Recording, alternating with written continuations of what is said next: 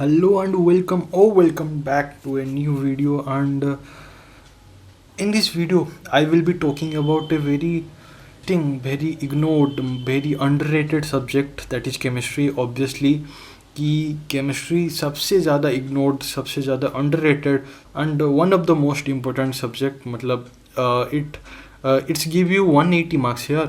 मतलब this is I always believe कि आप जितना स्मार्ट वर्क कर सको, आप केमिस्ट्री में जितना टाइम बचाओगे उतना आप केमिस्ट्री में फिजिक्स में दोगे. So by this you can increase your mark by exponentially. So without any further ado, let's dive into the video. First of all, जैसे कि मैंने बताया, this is the most underrated and very ignored subject. And to be very frank, this is my one of the my weak point. मतलब I score very less 180 marks. मतलब मैं बहुत कम 180 marks score किया हूँ. एंड मतलब physics में तो बहुत बार किया है, बायो में भी बहुत बार किया है, लेकिन केमिस्ट्री में बहुत कम किए हैं. So and also in NEET 2024 I score 165 marks in chemistry. And but the questions जो मेरे गलत हुए थे वो दे आर वेरी बेसिक्स. मतलब मुझे अभी भी बहुत बुरा लगता है कि कैसे मैंने गलत कर लिया. मतलब कोई भी अगर केमिस्ट्री पढ़ भी रहा है, सिर्फ पढ़ रहा है ऊपर से, तो वो क्वेश्चन वो गलत नहीं करेगा. बट और it's God plan. So before I make this video, मतलब जब मैं रिसर्च कर रहा था, then I come upon a point कि सेफ स्कोर कितना है. सो बाय मल्टीपल रिसोर्सेज जो मेरे दोस्त हैं या गूगल के हिसाब से, गूगल बाबा के हिसाब से, बिफोर 2024 150 मार्क्स इज एनफ. मतलब if you are not that much good in chemistry, then 150 marks is good to go.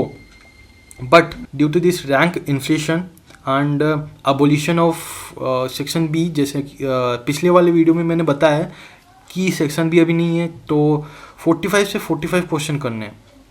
then it make chemistry a little bit more harder, because क्या होता है ना कि मतलब ये ट्रेंड था कि सेक्शन बी में पी ब्लॉक के क्वेश्चन आते थे, लेकिन अभी तो 45 क्वेश्चन में ही आएंगे. देन बहुत सारे बच्चे पी ब्लॉक छोड़ देते थे क्योंकि उनको पता है कि सेक्शन बी में आना ही है, तो वो वाला क्वेश्चन छोड़ देंगे. We will discuss it later on. But and by thinking more about it, I come into a point कि 160 मार्क इज एनफ. नाउ अभी मिड रैंकर होके कोई भी छोटा मोटा कॉलेज लेना is not a good choice. If you want कि तुमको MBBS ही करना है, तो put your 101% and get into the top 1% college of India. And उसके लिए chemistry is very important. So 160 mark 180 से 160 मार्क लाना बहुत मुश्किल है, जो कि 45 क्वेश्चन में से 20 क्वेश्चन फिजिकल, 15 ऑर्गेनिक एंड लगभग 10 question inorganic.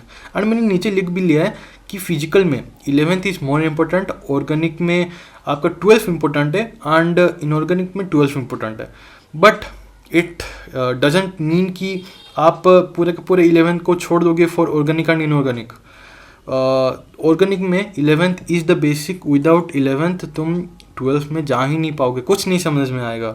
So that's why I tell कि स्मार्ट वर्क इज़ इम्पोर्टेंट, कि आप कैसे कम से कम टाइम में अपना पूरे के पूरे केमिस्ट्री को ख़त्म कर सकते हो.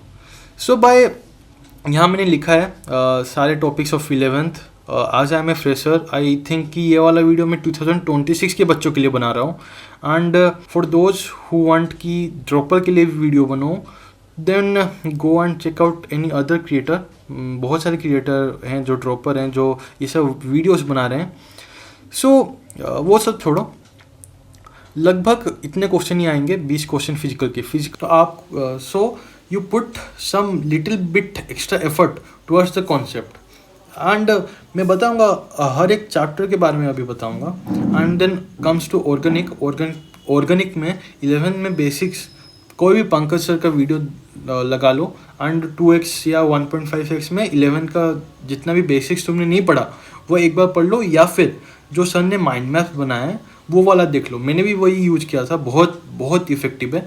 सो by this you can complete your 11th and 12th तो अभी दिसंबर तक मतलब जनवरी तक शुरू भी हो जाएगा, हमारे यहाँ तो शुरू हो गया था। सो 12th में पहले तो ऑर्गेनिक नहीं पढ़ाएंगे, लेकिन बाद में जब पढ़ाएंगे सो यही वाला वन शॉट काम में आएगा। तो अभी से तुम अपना शॉर्ट नोट्स बना लो and then come to inorganic. Inorganic में you have to put your 50% of your time. मतलब अगर तुम इनऑर्गेनिक पूरे 1 घंटे पढ़ रहे हो तो हाफ एन आवर जाना चाहिए फॉर 2 सब्जेक्ट, 2 चैप्टर एक्चुअली। एक है केमिकल बॉन्डिंग एंड है पीरियोडिक टेबल। ये 2 चैप्टर करने के बाद यू आर मतलब बेसिक्स ऑफ इनऑर्गेनिक। सो ये दोनों चैप्टर करने के बाद you can do 70% of your questions. मतलब इनऑर्गेनिक में जितने भी क्वेश्चन आते हैं वो 70% क्वेश्चन हो जाएंगे। अभी डायरेक्ट आते हैं चैप्टर वाइज, क्या क्या चैप्टर है। सबसे पहले है फिजिकल में some basic concept of chemistry. Okay, for ये वाला चैप्टर बहुत ईजी है, किसी को प्रॉब्लम नहीं होगा, I am damn sure. And second है atomic structure. Atomic structure is a lengthy chapter and इसमें मुझे क्या दिक्कत आई थी कि मैं जब भी बैठता था लाइक कि शॉर्ट नोट्स बनाने, देन ये हमेशा होता है कि मैं एक सर्टन पॉइंट में आके एग्जॉस्ट हो जाता हूँ कि क्या क्या इतने सारे मतलब पोस्टुलेट्स हैं, इतने सारी थ्योरी हैं। तो इसमें क्वेश्चंस लगाना बहुत इंपॉर्टेंट है कि आपको पता चल जाए क्वेश्चंस के हेल्प से कि क्या क्या इंपॉर्टेंट है। पूरे के पूरा एटॉमिक स्ट्रक्चर इंपॉर्टेंट नहीं है। एक एटम में 90% of the space is empty, वैसे ही एटॉमिक स्ट्रक्चर में 90% ऑफ द चीज़ें वो कभी नहीं पूछी जाती। सो इसीलिए a good student, A topper student always do कि जितने भी क्वेश्चंस में उसको लगता है कि ये पार्ट इम्पोर्टेंट है, he will be marking that and putting in a different part की ओके लास्ट टाइम रिवीजन में मुझे यही सिर्फ पढ़ना है। Chemical thermodynamics, thermodynamics is most important, मतलब जितना टाइम दे सको उतना देना है। केमिकल एंड आयोनिक दोनों एक साथ पढ़ाए जाते हैं। स्टेट ऑफ मैटर हट गए हैं जो कि थर्मोडायनेमिक्स में ही पढ़ा लिए जाएंगे। एंड रिडॉक्स में बैलेंसिंग वाला मैं लास्ट के 2 दिन में मैंने बैलेंसिंग सीखा था। सो ट्राई कि आपको बैलेंसिंग आ जाए, मुझे नहीं आता था लेकिन मैंने लास्ट के 2 दिन में जाके थर्मोडायनेमिक्स क्लियर किया। एंड कम टू इनऑर्गेनिक में देखो पी ब्लॉक भी नहीं आया, पी ब्लॉक भी नहीं आने वाला, 11 का पी ब्लॉक हट गया है। सो द 2 चैप्टर और दोनों बहुत इंपॉर्टेंट, मतलब बहुत बड़े बड़े चैप्टर हैं और बहुत इंपॉर्टेंट है। मतलब periodic table and chemical bonding दोनों को पढ़ने का एक हमने बताया ना कि इनऑर्गेनिक में 10 क्वेश्चन आने वाले हैं।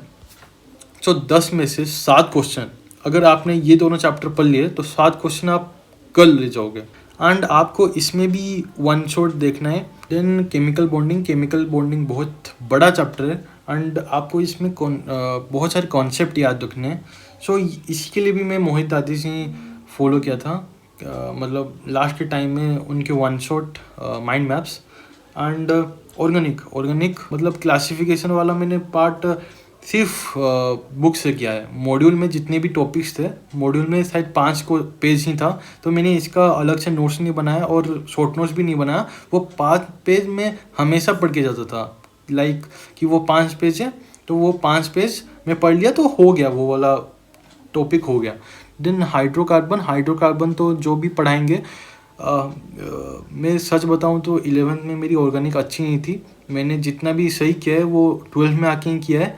सो स्ट्रेस नहीं लेना है, स्ट्रेस इन द सेंस कि आपको 11th में नहीं आता कुछ भी, देन उसको 12th में जाके फिर से नहीं पढ़ना। कि अगर तुम्हारा 12th चल रहा है then focus in 12th and भूल जाओ 11th, लास्ट में आते आते वो भी सही हो जाएगा। मेरा तबीयत बहुत ख़राब है इसीलिए वीडियो नहीं बना पा रहा हूँ। एंड तुम्हें पता चल रहा होगा कि मेरा थ्रोट थोड़ा खराश, you know. So thank you for watching this video till the end and like, share, subscribe and share this video with your friends please. And liking this video makes my day and thank you. Signing off. पढ़ते रहो, खुश रहो।